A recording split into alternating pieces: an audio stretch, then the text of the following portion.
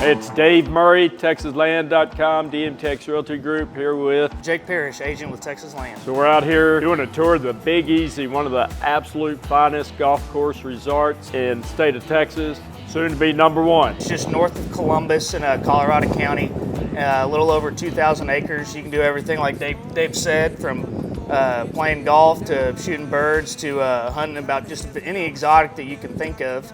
But it's an option for people who don't necessarily want to manage a big old ranch, but have the opportunity to live on some acreage and to have access to all the things that you would do on a big ranch, but having someone else take care of it for you. So, but don't forget the fishing. Yeah. Phenomenal fishing. Redfish in this one behind us, big bass in all the ponds around us. They stock them with trout during the winter. You got catch and release, so you can't eat them unless no one's looking. So. Yeah. But great fishing, great hunting, great golf, 27 holes. You can get memberships just for golf, just for all combined, golf and hunting. There's nothing else like in the state of Texas. The beauty of this, we're less than 1 hour to Houston and about 90 minutes to Austin. Prime location, close to San Antonio.